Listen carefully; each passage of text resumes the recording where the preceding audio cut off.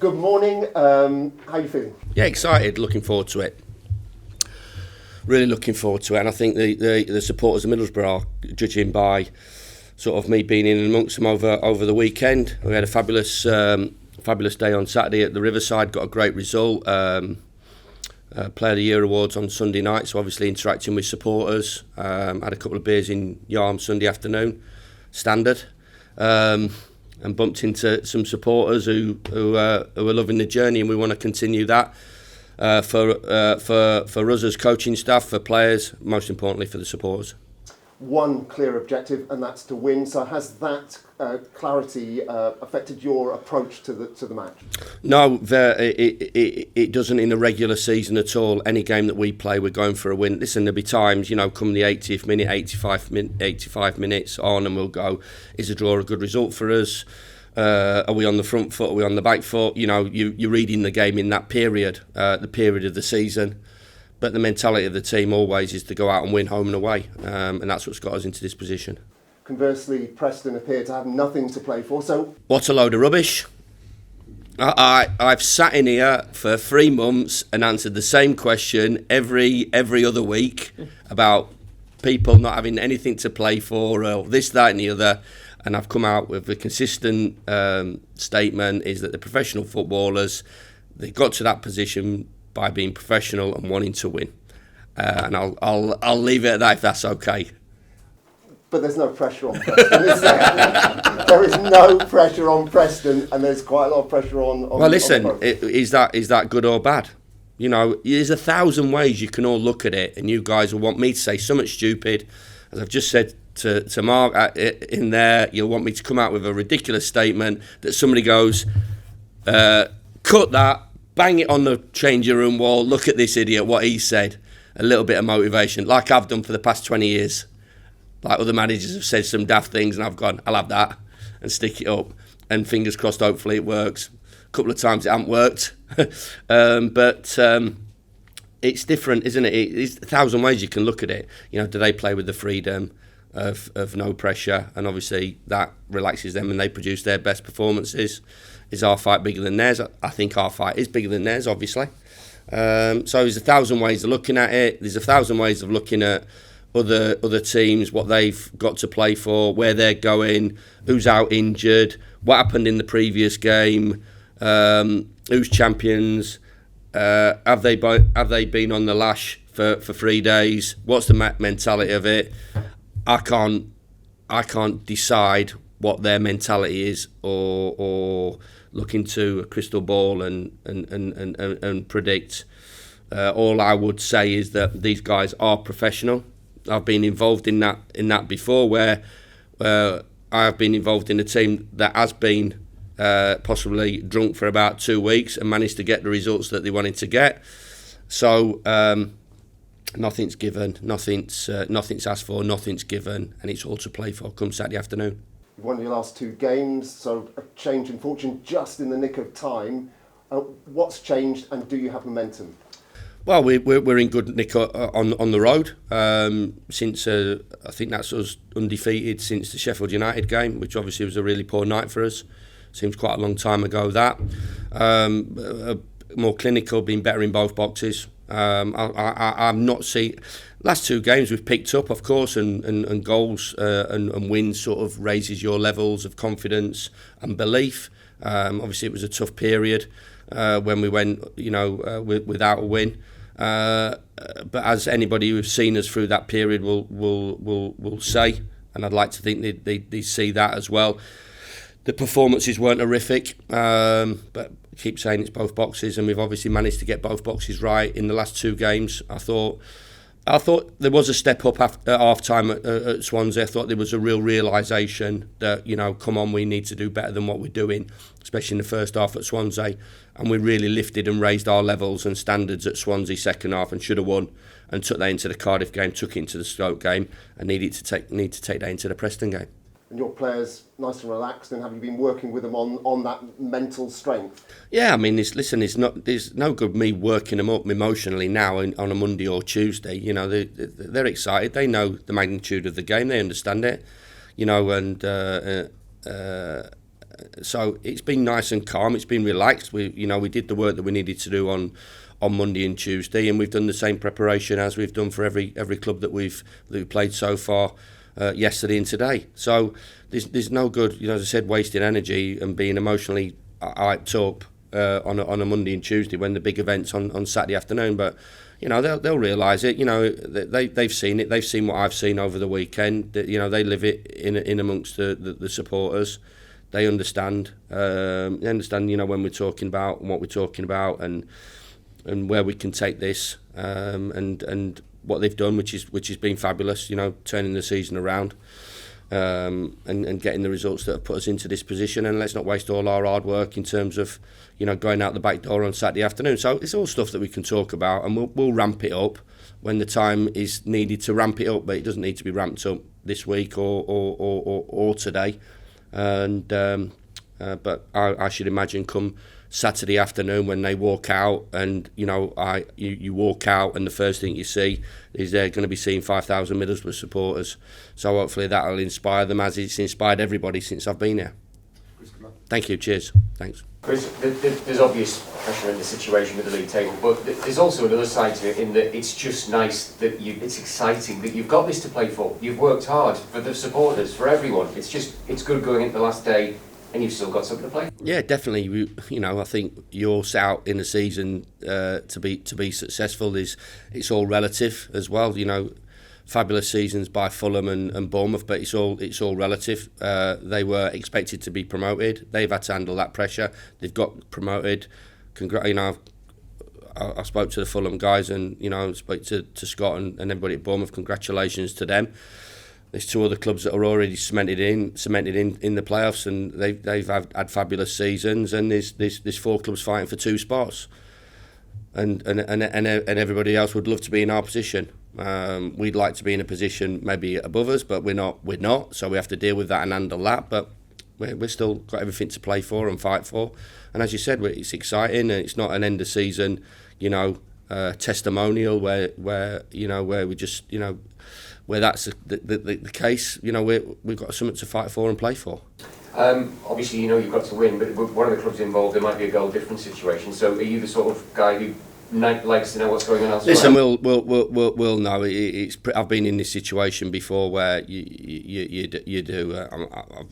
I've had it quite a number of times as well. So you do find out by hook or by crook, And I'm not really. Listen, we're going to be professional, and we will want to know if late on something needs to change. But game management and reading the game as well at other places is only natural, and we'll have to do that and manage that. But we can't get caught up in too much about that. We have to make sure that we get the job done on Saturday lunchtime.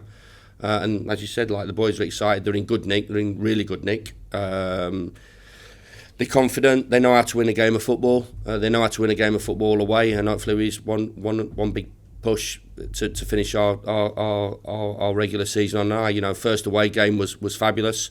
We talked about that, how much we love playing at the Riverside. It's brilliant, and to get results, and we've had some fabulous results and great consistency at the Riverside. But at times there's nothing like an away win just to really get you going. And I remember going back to the Huddersfield game, first away game, and it was great. We put on a fabulous performance, and fantastic travelling support, and we'd like to reward that travelling support with another win, because they have been incredible all season, whether it's the league campaign, whether it's Huddersfield, my first game, Stoke, times where we've not really produced the performance that we were after at Sheffield United and Barnsley, where they've travelled in the numbers.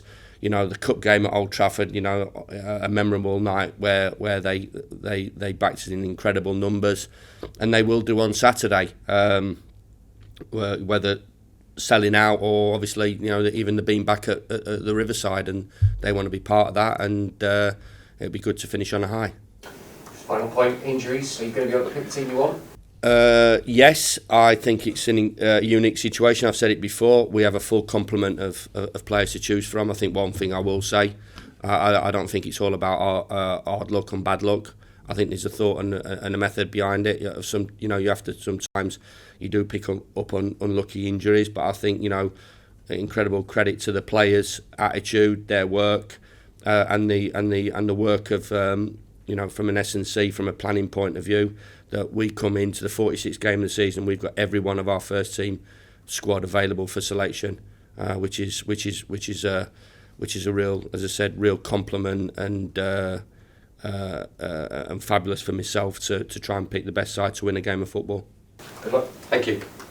Chris, just picking up on that, I mean, it was one of the things you said when you first come into the club. You recognised that you did need to improve that side of things, the injuries and everything. I mean, how much work has gone into to making that a reality? Yeah, I can sit and talk to you all morning about, from the conditioning point of view, about the work that they do and the influence that the S&C guys have, and the planning as well. You are going to pick up unfortunate injuries. You don't want to pick up daft ones. You don't want to pick up silly ones. So I think there's a method in that as well. I don't think it's all about being unlucky. At times you do get your spate, but I think if you look through my past track record at football clubs, we've had a particularly clean bill of health right the way through. So, and we'll have to do that regardless if we do extend our season or next year. It's important that we have a really healthy squad, and a lot goes into that. A lot goes into the planning, a lot goes into the conditioning, a lot goes into the attitude of the players. So it's a combination of quite a lot of things. Yeah, and naturally, that helps on the pitch as well. Not just you want your best players out there, but that consistency in selection. Well, definitely, yeah. You don't want to be losing players through injury, and I've got to say, there was a stat about first half and second half at this football club when I come in. I'm looking at that now. I look at the Swansea second half performance. It was powerful. It was on the front foot. The majority of performances second half, we've been really strong. That's key. That we match up the intensity from the first half to a second half, and the physical attributes that the players have got, we've got to maximise them. And going forward, we have to be a robust, healthy, physical group if we want to challenge to try and get out of the division. You mentioned obviously that you'll probably be aware of scores in other games. Would that be something you would kind of try and get the message to the players on the pitch, or would you prefer they play with clear minds? Yeah, they could play with clear minds. I think you'll see possibly from a tactical approach more than anything. If we have to go chasing. We want to win the game. We want to win the game of football, and hopefully that'll be enough. If anything off the back of that has to happen, then we're professional enough to try and make that happen. But this is a tough game. Let's get that straight. Preston have had a fabulous home record for quite a long time. I always think it's a pretty difficult place to go. Their own record, I should imagine, they'd be in the top 10 this season, possibly in the top 6. So it's a difficult place to go and get a result, and we have to be our best yet again to go and get that result. What are Preston's threats then? Just expand on that. I think when you look at the squad, and when we played them in my second game, you looked at the squad, and there was no kids in there. There might be a couple of boys that Ryan wants to throw into the squad, which possibly I would have done if I was in the same situation of him, to give him the atmosphere and a taste of what the first team's like, and playing at home in front of a big crowd on a decent big occasion. But you look at the group in its experience. It's got some really good loan players that they've brought in. The boy from Liverpool, Van den Berg, and Archer's been good, and they've got some really established. You look at all their players, they're really established Championship players that have not really struggled in the Championship, and always in the past sort of 3 or 4 years have always flirted with the playoffs. Whether it was under Alex or I should imagine going forward with Ryan now. They're not a hugely invested team. They're smart with their recruitment. They get players that are really good. Sometimes they move them on. They get good loan players, and they're a good group with plenty of competition for places and battle-hardened, really good Championship players. And I think if you look at the squad and the depth of the squad, there's a lot of quality in there and a real good depth to a really good squad. You mentioned how you've had to, manage based on goal difference in the past, or you've been in those situations where you have to think about those kind of things. Who were those with, and were those as a player? Were those as? No, I won't go into it. I think very, very rarely it comes down to that. But if it has to, you have to deal with it. But I think just the pressure of last day having something to play for. I was at Northampton, and when I took over, they were sort of bottom of the football league, and it was the last game of the season to a win to stay up. So I think when people talk about pressure, that's a sort of an incredible pressure to have as a whole, from the football club point of view, from a financial point of view. There's not that type of pressure. It's in a way it's a nice pressure to have on your shoulders, but. Yeah, I've had it in times where some really important games as well, both ways, to get out of division and to stay in division as a player as well as a manager, and you have to deal with all that and play your game. And one thing I've been really impressed with, which I was impressed with on Saturday, is that we played our natural normal game. We didn't get caught up in anything. I don't think we did. To be fair, against Cardiff, obviously the goal sort of settled us down, but we played some decent stuff that night. We took it up a notch against Swansea, so we have to get the balance right between the intensity of our play and understanding what's at stake, but from an emotional point of view, keeping those emotions in check and playing our best football, because. As I said, if your head gets scrambled, then you're not going to produce your best performances as a player. Good luck tomorrow. Cheers. Chris, whatever happens tomorrow, are you proud? Are you encouraged? Are you satisfied with the progress this team's made under your management? I don't see how you cannot be. I'll reflect obviously after the game. I'm not going to come and make big sweeping statements. I'm not arrogant enough to say those things, but that's up to you guys to make those conclusions in terms of what our season is, where we were in November, the run in the FA Cup, and where we are now. So I'd like to think there's encouragement that the first 6 months have been pretty encouraging, and his enthusiasm to move that forward. And that the bond between club and community, club and fan base does seem to strengthen incredibly. I think if you look at what I've tried to achieve at every other club has been that there has to be a huge connection between everybody. I think if you look at the best football clubs in the world, I think if you've seen what happened midweek from a Real Madrid Man City point of view, and it's not being critical of Man City, but the connection between the supporters and the players of an absolute giant of world football. I think if you look in this country, the connection between the manager at Liverpool, the players and the supporters, and everybody connected to Liverpool is huge. So I'm not trying to copy them. I certainly don't think that they're copying me. Not arrogant to think that, but I've tried to do that in everywhere I've been. And I think at any level, if you want to be successful, you have to have that bond and you have to have that connection. And there's times where the players will pull the supporters through, and there's times where the supporters will pull the players through. And I think if you look at that in midweek, on 90 minutes, Man City were playing in a Champions League final against Liverpool, and then all of a sudden things change, and the effects and the influence that a connected club has and the support has on your team, I think it was just shown in an heartbeat there. Just on the game, because you need the win, are you in the last 5-10 minutes? Are you prepared to risk defeat to chase the win? Of course I would, yeah. Yeah. But when does that moment come? I don't know. Yeah. I ain't got a crystal ball, but if hopefully that moment doesn't have to come. But we'll be proactive in everything we do to go and try and win a game of football. If we're drawing, we'll go and try and win. I'm not gonna last 10 minutes. Not gonna think that hang on a minute, it's a decent result. There's Preston away. I'll tell you what, let's get back on the bus and have a couple of beers. Oh, by the way, Luton have lost and Sheffield United have lost. You picked a team yet? Yeah. So is that something that you usually do? Or Yeah. You usually.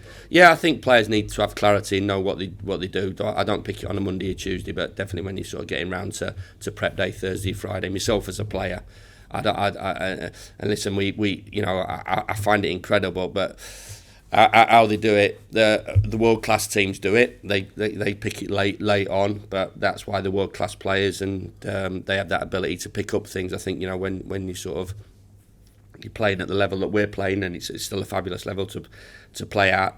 We need to prepare and structure, you know, strengths and weaknesses of opposition teams. So I always think as well, Cole, that, you know, it allows players that aren't playing to get over their disappointments as well. So it allows players that are playing to really tune in and get themselves set in terms of their roles and responsibilities of the team. There's still a lot of players to have fit. Will players who aren't going to be involved have the opportunity to go if they want to? No. I'll take a tight group. It's not a Beano. It's not a day out at Preston. You know, it's a professional job that we're going to try and do, and it's not a lap of honour for players that might not be here for next year. There's a huge professionalism about this football club, and there has to be, from a mentality point of view and a culture point of view, that we're going to get the job done. Emotions taken out of it, sentiment taken out of it. Who's going to be here not this year or next year? That's just part of the job, and we have to go there. We'll take a group. We'll cover ourselves in terms of the squad that we take. We'll cover all eventualities in terms of teams, in terms of, you know, what might happen, what changes we might need to make. So everything that we do. Exactly the same everywhere we go. So we'll be getting on that bus. Exactly what we've done when we got on the bus at Huddersfield. To go to Huddersfield is to go and win a game of football. And how important is it that the manager stays calm and, you know, as you mentioned, emotions and so on, how important is that role for you? Yeah, it is, yeah. I'd like to be something that maybe that I am naturally, but we all have, and as I said, we have to be, you know, it's fire and ice. We have to be calm in our approach. If we get caught up in the game and the emotion of the day, then we're not going to produce our best performance, and it's no good the lunatic manager running up and down the touchline, you know, because players do take their lead off the manager, and the temperature of the greenhouse is something that I've always think is really important to grow and make sure they produce their best performance. So, hey, listen, there might be a time where I might need to raise my voice or whatever, but it's been pretty calm, and the players know there's enough experience in that change room as well to influence the younger boys that maybe it's a new experience for, because you've got to realise that there's a few there that have not experienced this sort of end of season promotion campaign or playoff campaign, trying to get into the playoffs, and it'll be good for them. But I trust the senior boys in that dressing room to get my message over, and my message has been pretty calm as well, you know, for us to go and win a game of football.